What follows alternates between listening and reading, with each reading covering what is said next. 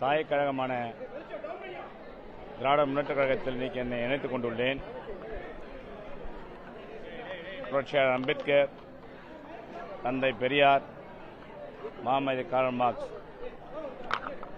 அவர்கள் வகுத்திருந்த கொள்கையின் அடிப்படையில் அந்த கொள்கை அரசியல் என்னுடைய அரசியல் பயணம் தொடரும் என்று நான் ஏற்கனவே அறிக்கையின் மூலம் தெரிவித்திருந்தேன். இப்பொழுதும் அதே அரசியலை நான் முன்னெடுப்பேன் என்று சொல்லி அந்த அரசியல் பாதையில் என்னுடைய அரசியல் வாழ்க்கை தொடரும் என்று தெரிவித்துக்கிறேன். அதாவது நான் தேர்தலில் அதாவது வேட்பாளர் அறிவித்ததிலிருந்து தேர்தல் முடிந்ததிலிருந்து வாக்கு எண்ணிக்கை முடிந்தது நான் விடுதலை சிறுத்தை தான் இருந்தேன். நான் அதாவது சீட்டு தரேன்னு சொல்லி நான் கட்சியிலிருந்து வெளியே வரல. அதுக்கப்புறமேல என்ன நடந்ததுன்னு சொல்லி மீடியா எல்லாருக்கும் தெரியும், எனக்கு தெரியும். நானும் ஒரு மீடியா ஒரு ஆள் தான். நான் அதனால் சீட்டுக்காக நான் கட்சி விட்டு வெளியேறல. அதுக்கப்புறமேட்டு நடந்த ஒரு சில அரசியல் நகர்வுகளால் நான் வெளியே வரக்கூடிய ஒரு நிர்பந்தத்துக்கு நாளான வெளியே வந்திருக்கேன். யாரும் ஒவ்வொருத்தர கேள்வி பேச சொல்றேன்.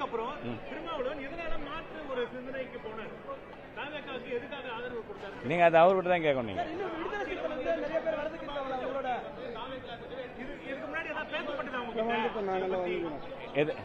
இரு தம்பி, ஒவ்வொருத்தர கேட்கணும் தம்பி.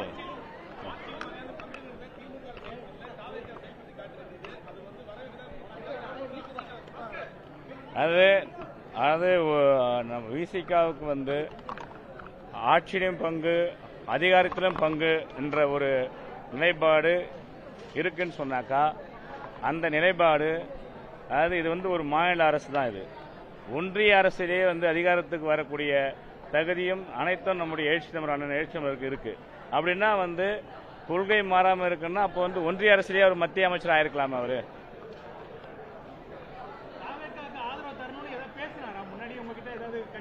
இல்ல இல்ல இல்ல பேசல.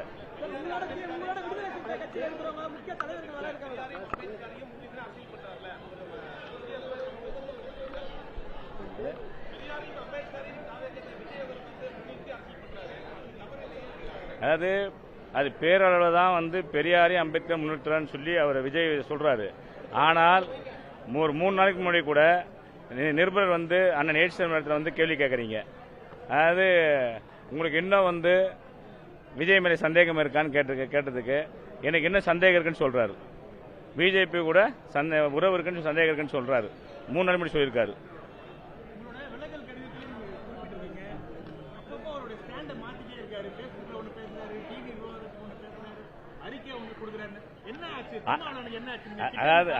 அதாவது இந்த ஊடகம் தான் பேசத்த ஊடகம் தான் வெளியிடுறீங்க. ஊடகம் மூலியமா தான் வெளி உலகம் தெரியுது. இது ஒரு கேள்வியாக கேட்க வேண்டியது இது இல்லையா தம்பி? அது நமக்கு தெரிஞ்சது தானே. அடுத்த கேள்வி என்னப்பா?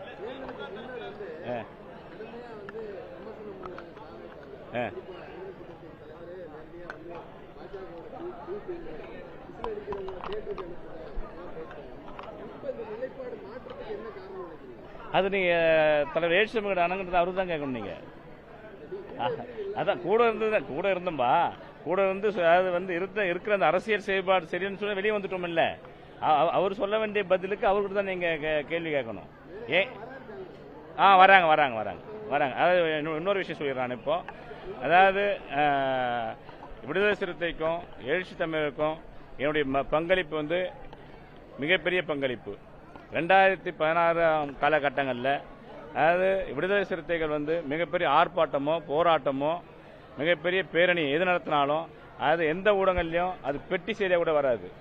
அதாவது விடுதலை சிறுத்தைன்னு ஒரு ஊடகத்தை ஆரம்பிக்கிறேன்னு சொல்லி எழுச்சி தமிழ் சொன்னதன் அடிப்படையில் வெளிச்சம் தொலைக்காட்சி ஆரம்பித்தோம். வெளிச்சம் தொலைக்காட்சி ஆரம்பித்து அதுக்கப்புறமேட்டு தான் அனைத்து ஊடகங்கள்லையும் அதாவது விடுதலை சிறுத்தையை பற்றியும் வெளிச்சம் தலைவரை பற்றியும் நீங்கள் ஊடகங்களில் செய்திகள் வந்தது. அது வெளிச்சம் தொலைக்காட்சி மூலியமா கட்சியுடைய நிகழ்வுகளை அதாவது 100% லைவ் செய்து மக்கள் மத்தியில் கொண்டு போய் சேர்த்த ஒரே ஊடகம் வெளிச்சம் தொலைக்காட்சி. அந்த வெளிச்சம் தொலைக்காட்சி ஆரம்பித்த மிக எல்லா பங்களிப்பும் என்னுடைய பங்களிப்பு தான். வெளிச்சம் தொலைக்காட்சி அதாவது சேட்டலைட் உரிமைங்கிற கம்பெனி அது முழுக்க முழுக்க என்னுடைய கம்பெனி. அந்த கம்பெனிக்கும் விடுதலை சிறுத்தைக்கும் எந்த விதமான தொடர்பும் கிடையாது. அது என்னுடைய முழு பணத்தில், என்னுடைய சொந்த பணத்தில் வாங்கப்பட்ட அந்த சேனல் அது.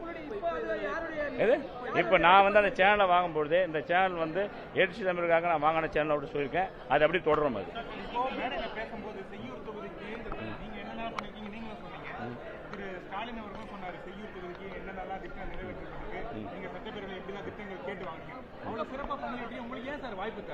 அதுதான் சார், வாய்ப்பு தரலன்றது வந்து நீங்க யார் எடுக்கணும் அவரு தானே கேட்கணும். அது நீங்க வந்து அவர் எழுச்சி தமிழ் கிட்ட அவருக்கு ஏன் வாய்ப்பு தரல நீங்க கேளுங்க. அது இன்னைக்கு என் தொகுதியில போய் பாத்தீங்கன்னாக்கா என் தொகுதி வந்து 100% அது ஒரு தன்னறைவற்ற தொகுதியா வச்சிருக்கேன். அது சாலை வசதிகள் வந்து 100% சாலை போடப்பட்டிருக்கு. அது இப்போ அதாவது தலைவர் சொன்னதுக்கு நீங்க கேட்டீங்க. நீங்க அவ்வளோ அது இப்ப பாத்தீங்கன்னாக்கா அது வந்து ஒரு கடைக்கோடி பகுதி. அது ஒரு அரசு கல்லூரி கொண்டு போய் வச்சிருக்கோம். அந்த அரசு கல்லூரிக்கு வந்து இப்ப உடனடியாக இந்த நடப்பாண்டிலேயே வந்து 270 மாணவர்கள் படிச்சிட்டு இருக்காங்க. அது மட்டும் கிடையாது, என்னுடைய அதாவது சட்டமன்ற உறுப்பினர் நிதியை கூட பாத்தீங்கன்னாக்கா பெரும்பாலும் கல்விக்கு தான் நாங்கள் செலவழிச்சிருப்போம். நாங்க அதுதான் சார், இல்ல நான் விலகலாம் கேட்கறேன். நீங்க கேளுங்க, நீங்க கேட்டு வந்து நீங்க